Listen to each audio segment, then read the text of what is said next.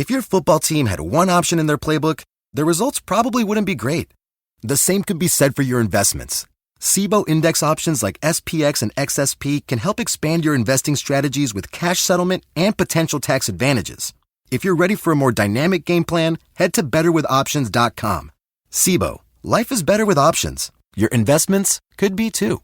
There are risks associated with SIBO company products. Review the disclosures and disclaimers at SIBO.com/US_disclaimers. This episode is brought to you by Unstoppable. Discover the inspiring true story about Anthony Robles, who defied every expectation to become a national wrestling champion in Unstoppable, a new original movie from Amazon MGM Studios and director William Goldenberg, evoking the excitement and camaraderie of classic sports dramas and thrilling wrestling matches. Unstoppable features an all-star ensemble cast, including Jarrell Jerome, Jennifer Lopez, Don Cheadle, Michael Pena, and Bobby Cannavale. Watch Unstoppable now, exclusively on Amazon Prime Video. This episode is brought to you by Allstate. Some people just know they could save hundreds on car insurance by checking Allstate first. Like you know to check the date of the big game first before you accidentally buy tickets on your 20th wedding anniversary and have to spend the next 20 years of your marriage making up for it. Yeah, checking first is smart. So check Allstate first for a quote that could save you hundreds. You're in good hands with Allstate. Savings vary. Terms apply. Allstate Fire and Casualty Insurance Company and Affiliates. Northbrook, Illinois. This episode is brought to you by Amazon. Sometimes the most painful part of getting sick is the getting better part. Waiting on hold for an appointment, sitting in crowded waiting rooms, standing in line at the pharmacy, that's painful. Amazon One Medical and Amazon Pharmacy remove those painful parts of getting better with things like 24/7 virtual visits and prescriptions delivered to your door. Thanks to Amazon Pharmacy and Amazon One Medical, healthcare just got less painful. Welcome back to Skating Penguin Network, everyone. It is Robbie here again with Snail across the country, as always. And two Penguins games to cover in this episode, a back-to-back against the Buffalo Sabres and the Washington Capitals. In the standings, 1-1 this weekend, a win against Buffalo, a loss against the Capitals. But I'm going to tell you straight up, when we think back to this weekend 10 years from now, 20 years from now, we're not going to remember what the scores were, who won, who lost. But what we will remember is NHL goal scorer, NHL history maker, Alex Nedeljkovic. I think that is the big takeaway from the weekend. Robbie, don't kid yourself. That's about the only thing to walk away from this weekend with. We'll talk about it. Yeah, true. That has taking that is, if we're listing the moments of the season, that is the moment of the season right now. If you didn't watch, you probably know already. Late in the game against Buffalo, with the Penguins leading 4-2, Alex Nedeljkovic, the game of his life. I mean, it not just from, obviously people are going to talk about the goal and the assist and all that history. Alex Nedeljkovic played out of his freaking mind in goal against the Sabres. 40 plus saves, after giving up that early goal, just buckled down and was really good in a game where the Penguins are probably still mentally and emotionally reeling from what happened this week with Tristan Jarry. And Ned comes in and is basically lights out, has the assist, which a goalie assist is always a lot of fun, but you get a couple of them a year. But the goal was just it again. This is a guy who has scored goals at every level of professional hockey now. He scored in the ECHL. He scored 2 at the AHL, including 1 last season with the Wilkes-Barre Scranton Penguins, and now 1 in the NHL. First goalie to score in all 3 major pro levels in North America, and the first goalie to score a goal and record an assist in the same game. Just, I mean, it's just in a season where so much has been just the same old. It's just so nice to be able to get down, sit down, and even though we're talking after they lost to Washington, to think back about what Nedeljkovic did, and it's just such a fun and cool moment to talk about. Oh, absolutely. We got a goalie goal last year with Tristan Jarry, and a season that was kind of equally up and down at times. Actually, I would say last season was at times worse because you remember we were going through the power play drought around that time. Yeah. But I remember there was jokes put Jari on the power play, maybe he could score. But yeah, the Penguins. This is their first game against. This is their first game without Jari as. He's still a part of the organization, but I think it's safe to say that his time in Pittsburgh is pretty much done, barring some, injury scenario or whatever. And Alex Nedeljkovic just showed out. I think that, I don't want to say Alex Nedeljkovic is, what's the word? I don't want to say Alex Nedeljkovic is celebrating that Jari's going down. I don't know what their relationship's like. They always seemed like they had a good relationship on and off the ice. But yeah, his first game is kind of like, he's the goalie left standing, and they brought up Blomqvist. They gave the first start to Ned, and yeah, with the dead weight cut from Jari, he really showed out, and he made 40 plus saves. I want to say he made like 40 saves on 42 shots, or right around there, which he would have gotten first star of the game already in that win with that. But then just with the assist and the goal, yeah, awesome. It was exciting to watch. I want to set the stage for you a little bit, Robbie. I had gone to pick up pizza. It was at the 7-minute mark in the third period, and I never pause games. I will put it on the radio or on my phone and listen to it if I have something that I need to go run and do. Even if it's a blowout, I just like to listen and watch the whole game. And I went to go. I never pause games. I paused the game. I went down about 6 blocks, 7 blocks down to the local pizzeria, picked up a pizza, came back, clicked resume on the game, and about 2 minutes into the pause, I'm like pulling my hair out. Like, are you kidding me? He's about to score a goalie goal, and he did. And Yeah. awesome moment. Definitely something, like you said, that despite how this season goes, our backup goaltender made NHL history, and I'm happy for the guy. Alex Nedeljkovic has been a guy that's been so easy to root for. He's a battler. He's had his ups and downs in his career, and he captured the hearts of Penguins fans at that run at the end of last year, where he was just doing everything he could to try to stay upright in net and get the saves for the boys as they tried to make a push for the postseason. And then this year, he's kind of resumed back to, I would say, the average for a guy like Ned, and then he just recaptures the hearts again this year in just a dominating performance by the whole team against the Buffalo Sabres. So I'm here for it. I love it. Happy for the guy. I think that after, kind of like you said, you don't know where the team's heads are at maybe after a move like that. I would assume that there's it's a mixed bag in there.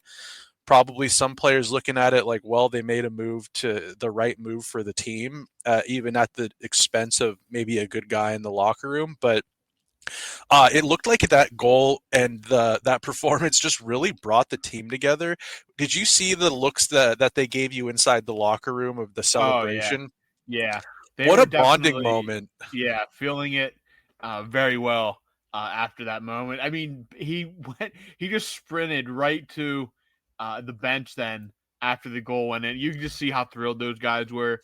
And like I said, after the week that was, it had to be a great relieving moment that they got that after everything went down with Tristan Jarry. So Ned with a big game in net, the goal, the assist, a lot of hockey history as well. Just crazy. And it's just like the entire NHL universe, like when that happens, a goalie goal just all swarms to that highlight. It's a huge thing because, again, it doesn't happen very often. And he hit that thing as dead center as you possibly could hope for too. That Yeah, that that was hit, he got to wonder if he's curled before. I mean, maybe he has. I mean, that thing was dead on, middle bar, right in. There's the picture of Crosby looking back when Crosby realizes it's going in. Like, you dog. I can't believe it. Yeah, a great moment. The bench loved it. He did the whole high five glove taps on the way down through. which Jari didn't do. And no, Ned Jari called for should've- Jari to come down, and Jari Yeah. like stayed in net a little bit more bashful about it. Where Ned's had practice. Oh yeah, Ned knows what to do when when you score, because Ned, he went dead to rights, jumped. He not only he jumped into the bench, he was elated. He jumped into the bench, and then he went down and gave the high fives. You know, I what a great scene, man. That's awesome. That brought that made my night. The pressure now switches to Joel Blomqvist to do it, and hopefully he can do it at home, because if you ever did that in front of the home fans, that place would erupt. There was a lot of Penguins fans at the game last night in Buffalo. There were. Not a far trip, so a lot of them got to experience it. It was really cool. And then on top of that, the Penguins did win this hockey game, as is usually the case when your goaltender scores a goal. They went down the first period, but then Rickard Rakell, the Penguins roll off 4 in a row then. Rickard Rakell just keeps scoring goals, 23rd on the year on the power play. Anthony Beauvillier back on the score sheet. He hits the double-digit mark with 10. Cody Glass played maybe his best game as a Penguin in this one. Gets rewarded with a power play goal for his second of the year. Brian Rust, a power play goal. So 3 power play goals here last night. Rust gets his 18th. Zach Benson did pull the Sabres back temporarily, which forced and led them to pulling the goalie. Thus, Alex Nedeljkovic bangs one home in the empty netter then to wrap it up. But, a 5-2 win in Buffalo. After everything that went on in this homestand, as bad as it was, starting off this long 7-game roadie with a win, even if it was Buffalo, it's big. It was a big win for the Penguins. I didn't realize this, but Buffalo had actually recorded 7 points in 7 of the last 8 against the Penguins, and they'd won 5 of them. So the Buffalo Sabres had been playing pretty well against the Penguins as of late, but the Penguins get one over on them in this one with the victory. And that had to feel good for the team to get back in the win column finally. But overall, I thought the Penguins played a really good hockey game. I know Buffalo obviously not very good, but a team that's had success against the Penguins recently on the road, after everything that's gone on, I thought the Penguins played just an excellent hockey game for the most part.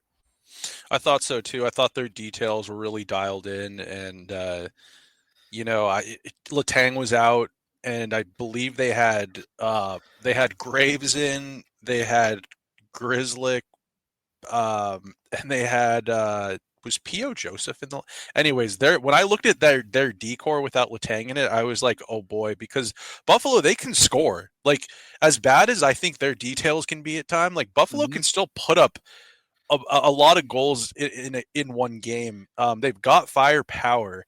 But man, the Penguins did what they needed to do. I thought they looked really dialed in with the small details that you need to win a hockey game, the ones that Mike Sullivan harps on constantly. And I thought that, it was the perfect matchup for the Penguins. What they needed was a team that maybe could hurt themselves a little bit, a team like Buffalo, and they took full advantage, and they got the 2 points outright, no drama, and it was an exciting and a hell of a night up there in Buffalo. So you'll take games like that whenever you can, Robbie, because man, sometimes the Penguins, they can be that team that really doesn't make things easy on themselves. And what a polarizing team.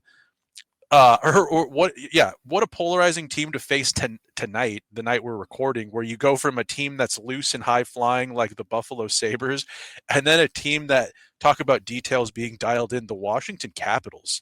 I mean, boy, I was curious if they were going to be able to really hang with them much this game, because of just the way that the Sabres kind of play.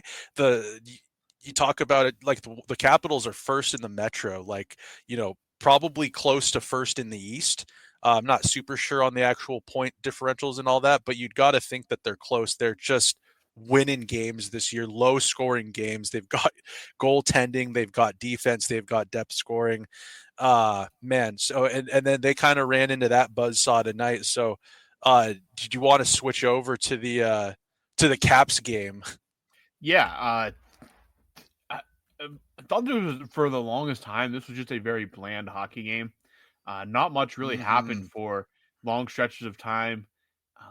The Penguins only had 19 shots in this one. The Capitals did end up with 31, but the Capitals went like 18 minutes at one point without a shot. Jacob Chikrin got the scoring started in the first period, and then Alexei Protas. Alexei Protas. I don't know how that first name is pronounced Alexei, but it is. Yeah, hello. Alexei Protas gets his 19th of the year in the second. Brian Rust, again, 2 goals in 2 nights, makes his 19th of the year, so he's just short of 20. And then a pair of empty netters from the Capitals, from Pierre-Luc Dubois and Brandon Duheim, seal this one away. So a very odd hockey game. The Capitals are very good, like extremely good, as in They are running away with the Metropolitan Division good, which is, I mean, nothing about this team last year. I know they made the playoffs, but were not a playoff team in terms of talent. But they do make it, but they do retool. Logan Thompson's having a great year. And the Penguins, they lost. I don't think they played their worst game by any means. They had it within a goal late in the third period before 2 empty netters put it out of reach. But I mean, it felt like a game that was on the schedule. Like it just felt like one of those. You have a long part of your road trip coming up. You have to fly to the West Coast after this game. You probably expended a lot of energy mentally last night with everything that happened with the Nedeljkovic goal and celebration. That you got in probably, very early in the morning once you go back on the plane and got to DC. So you're probably running on fumes, and now you had to get on a plane now and head all the way across the country. So it was a hockey game. As far from what I can really say, it was a hockey game that happened. The Penguins lost. The Capitals are really good, but Brian Rust still scoring almost at 20 goals now. Ovechkin didn't score, so he didn't get any closer to Gretzky at that. So no, I mean, I thought they fought. They did claw their way back into it. It wasn't very pretty, but in the end they lose. But I think I'm okay with a 1-1 start to this road trip after how bad the homestand was. Agreed. I think something you could walk away with is that young netminder Yoel Blomqvist has not been added to the 179 goalies that Alex Ovechkin has scored on. Yeah. So he stays safe from that, and for hopefully, Ovechkin's nearing the end of his career. Blomqvist is just starting. Maybe he'll narrowly miss that. Maybe he won't have to be subjected to that list, because I think Marc-Andre Fleury might have the most goals or the most. Ovi has the most goals on one goalie. I think that would be Fleury. But it's division rival. Would make sense. Yeah. Yeah. It's gonna be a goalie he sees more often than not. And Fleury was that guy. I think it's him and like Ryan Miller and Ryan Miller makes sense too. Yeah. But he avoids that. Oh God, there was one thing I hesitated to want to bring up on here, but man, that call on Chris Letang at the end of the game. I don't know if you saw it or not. I thought it was so chintzy. It's just such a bad.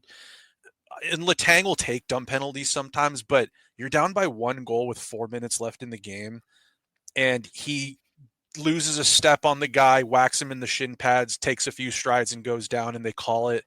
Oh, when I saw that, I was like, "Are you kidding me right now?" The Penguins. This is the game. God, the Capitals are they play like the Islanders played like a few years ago. They just clog things up, block every single shot. They get 1 or 2 goals and they're good. They've got great goaltending. I hate their goaltending too, because they've got 2 goaltenders that are silly siders, so they catch with their other hand, which just, if you're used to picking corners or whatever, like Ricard Raquel kind of likes to go one side typically. He kind of favors that. He's a right shot. He likes to favor that left side if you're looking at the net. That's right where the guy's glove is all the time. And I just think that sometimes the Penguins, maybe not just the Penguins, but players in general, you're so used to the normal sided goalies. When you get a silly sider, absolutely. it just throws everything off. And oh man, frustrating game. Very frustrating to watch at times because it's low event hockey. That's how the Capitals like to play it. They get a 1-goal lead, they'll do everything they can to lock it down, but they do have the firepower to keep scoring on you. And when I saw that call, I was just like, you know what? Probably over with. And of all people, Pierre-Luc Dubois buries it. And I've been hard on him during his career. That guy bugs me so bad. He's had so many opportunities. I think I called him at one point. He was going to be the next Vinny Lecavalier. And boy, was I wrong on that. And he's in DC now scoring on the Penguins. So just a bummer. That pissed me off. I thought that was a bad call. I thought it was a chintzy call, to say the least. And Letang can frustrate me at times as well. So I just needed to get that off of my chest. I debated bringing it up, but God, if you're the ref in a game like that, you put the whistle away for that low event stuff. It was not a good call in my opinion, and it sounds biased, but I just think it was something that. What are you calling that for? Exactly. I mean, Letang. Maybe it's a reputation type of thing. I don't know. I've seen a lot more flagrant penalties get completely ignored in situations like that. A 1-goal game, late in the third period. That was it. Probably that won't be called come playoff time. Let's put it that way. Absolutely not. No, it wouldn't. And we're not in the playoffs, so I get it. But kind of a lame call. A couple things I also noted during the game that I wanted to bring up. Dude, Drew O'Connor, I don't know what he did to piss off the hockey gods, but that dude just has been having some really good games lately. His legs are there. He's so good at disrupting plays. He's such a puck hound. Mm-hmm. I still think that you said it first, Robbie, and I agree with you wholeheartedly. Like you said this a long time ago, you need to find a way to get that guy some power play time because the way he chases down pucks and stays heavy on pucks, and he's hard to move off of the puck. He's got a good shot when he gets a chance to actually use it. He's just kind of a big frame in front of the net. Mm-hmm. I just think you got to find a way to find him a little bit more ice time. And I think he's great on the penalty kill. I don't want him coming off the penalty kill, but God, if you could find a little bit more time for him or put him up in the top 6 for a couple of shifts or I don't know, something, because he doesn't have very many goals this year. And I thought this was going to be a breakout year offensively for him, but he's been on my radar of a guy that's really out there giving it his all. He's flying around. Gino looked great tonight too, I thought as well. He had his wheels going tonight. He must have heard me chirping him the other day saying that he's just looking old. Isn't factoring in on the score sheet, but I thought he looked great. Probably because they found those Stanley Cup rings in his house. Yeah. They did find the rings that were supposedly missing after his the break-in in his house earlier in the week or last weekend, I guess the news came out earlier in the week, but feeling better now that he got his cup rings safe and secure. Hopefully they're in a nice protected one of those unbreakable safes or something like that now, but he's got KGB guarding him now. Putin sent over his personal KGB bodyguards to protect those cup rings, but exactly. No, I didn't think they looked bad against the Capitals. They just look like a team that played last night and just needed to get on a plane and get out west. Yes, I think that's part of it too. I don't want to find too many excuses for him because at times you can see why the Capitals are so good this year. But God, they were not crisp. Like there was that first line with Rust, Raquel, and Sid. I mean, there were some passes that were 3 feet behind Sid. Yeah. Sid was throwing it to just passing the pucks to ghosts. But yeah, it's whatever. I think that this was a game that they needed, kind of like you said. You hope for the best. You hope for 2 points. I don't think it was for a lack of effort, but you got a big road trip coming up, and there are points available all along this trip. And I think that the Penguins, they got to get ready for. God, yeah, it's the 18th. They're going to be gone for the next 12 days? Yeah, they don't. The last game is the 29th on this road trip, so at the earliest, I'll be home the 30th. So yeah, 12 days, at least 12 days. They're out west. I'm sure they're on a plane as we speak, heading to Los Angeles, and then it's tripping around the West Coast and then Salt Lake City. So they'll be in your neck of the woods next Saturday. I'm going to that game. Yeah, I kind of wondered if you were going to be heading out to Climate Pledge. It's a 1:00 game for you. I hate early games, Robbie. I don't like them. I like them in the evening. It just throws off your whole day. It does. If you're not working and you have a day off, you like going out in the evening. You like going to dinners. You like going to the bar to catch games. Like it's always in the evening. 1:00, like I don't know. It just is a bummer. But hey, the Penguins are in town. I think I've only missed them coming to Seattle maybe one time. Every other year, I make a point to catch the game. So another year in the books. Going to go see Sid and the boys, and yeah, I'll be cheering. That's on the 25th, I think. I think it's in. I think it's in exactly 1 week. Yeah, a week from tonight. So yeah, you do have some time to plan. I mean, it is 1:00, so yeah, like it's kind of for you. It's wake up, breakfast, get ready to go to the game, kind of thing. Yeah. I guess.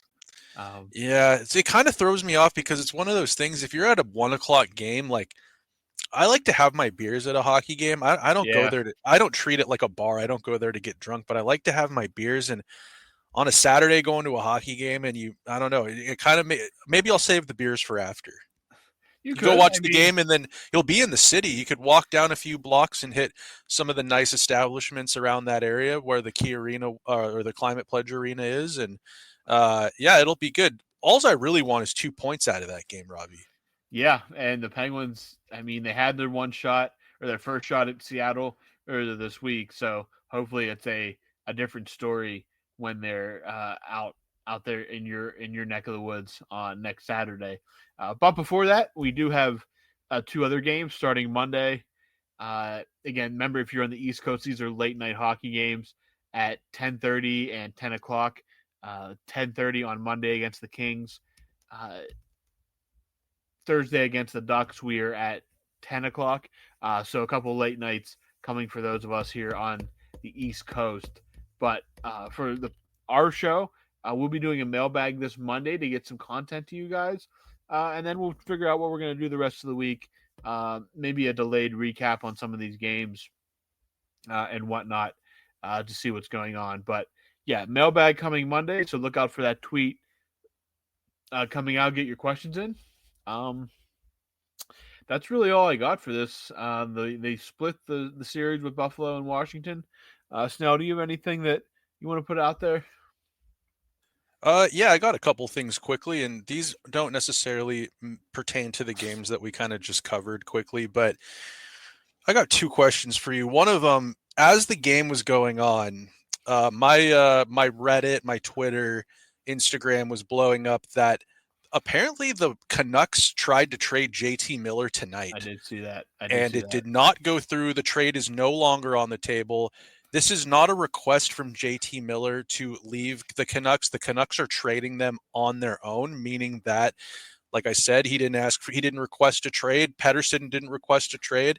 The Canucks are just getting ahead of this and saying, Miller, we got to get rid of one person, and we just signed Elias Pettersson to, what is he making, like $11 million, $11.5 million, something like that. Enormous contract. And unfortunately, you're going to be the odd man out. He tends to play better when he's out of the lineup, so I think the writing's been on the wall for Miller for a while. The Rangers remain the number one target. Do you want Dubas to throw his hat into this ring? For JT Miller? Yes. If the price is right, I'd be okay with it. If not, I'd still like to, if you're on that phone call, maybe dangle what the price would be for Elias Pettersson, and go from there. I think you make the call for JT Miller or answer the call if it comes in. It sounds like New York, the Rangers were close to getting a deal done, but it didn't. It fell through.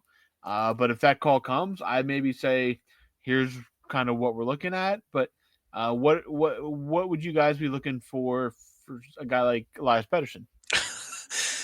For Elias Pettersson, God, you got to think that it would be it can't be some deal where Dubas probably is never going to pull another Carlson deal out of his rear end. Like you know what I mean? It's not going to look like that. It would be hefty for the Penguins, but I will be honest with you, Robbie. I think barring like a Sidney Crosby himself trade, there isn't a whole lot on the table that I wouldn't be okay with. You're gonna think that they'd want like a Brian Rust. You're gonna think that they would want Pettersson, the other Pettersson, the one that's on the Penguins, but also Swedish. And you got to think that they want maybe something else, maybe a pick, maybe something, maybe a depth player, maybe like an Achari, which by all means, but you got to think it would look something like that, and maybe even like a first round pick or something like that, because Pettersson would change the just the whole rebuild conversation. But let's say that let's say Dubas is on the phone right now. What would you give up a Pettersson prematurely before the deadline for a Miller and God, I don't even know what he's on pace for this year point wise, but I know he's like been 100-point guy in the past. He's unhappy with where he's at. He'd be coming home. God, would you give up a player that's currently in the Penguins' top 6 for JT Miller? Oh, man. They're having trouble scoring goals. What if they asked for Ricky Rax? No. I think you could get a lot more for Ricky Rax if you were looking to trade him. Yeah. Nah. I think you could get a better piece for the Penguin situation with Rickard Rakell. I'm not blowing that on Miller. I'm sorry. No. Like you said, I think you can get more for Rakell. And Rakell, I think they're going to try to use that money to add somebody, another free agent. No, I'm not. I'm not really like if they're serious about building to hopefully make a play at the playoffs next year. I think Rakell's a part of that. I think so too. He's I'm under contract. He's under contract for like 4 more years. I'm kind of against that. I think I'm not vibing with. The more we talk about it, I'm out on Miller. I don't know if I want that baggage. I just don't like. He's such an odd player. Like he had a career year last year. He's a weird player. Yes, he had a career year last year, but he has a history of just not producing as well. And for what he's being paid, I just don't think that's the spot the Penguins want to put a situation the Penguins want to put themselves in right now. I think the bigger get is obviously Pettersson because that changes the entire dynamic of a rebuild. For me, that's JT Miller's not that player. No, I think the time to get JT Miller was like a couple years ago when Hextall was apparently in on him. But the more I think about it, I'm out on Miller. I don't want those eyeballs on the Penguins seeing if they're gonna be looking to see if he pissed off Crosby or something like that. You don't want that. But my other question for you, Robbie, and I'm curious if any of our listeners want to include any sort of response to this in the mailbag in some way or another. You talk about the Penguins making a play in the future using and Rickard Rakell. The Penguins making a play for the playoffs in the future. You've got Rickard Rakell. I think he's a part of that program. Do you re-sign Michael Bunting? I think you do. For the right price. I will say for the right price. I think Michael Bunting deserves another contract in Pittsburgh. And Kyle Dubas, we know Kyle Dubas loves Michael Bunting. Mm-hmm. I think Michael Bunting resigns in Pittsburgh or an extension before hitting free agency. That's what I'm thinking because he's a free agent at the end of next season. And you don't want to be going into next season. He's going to be an attractive piece at the deadline too, whatever deadline, whether it's this one or next.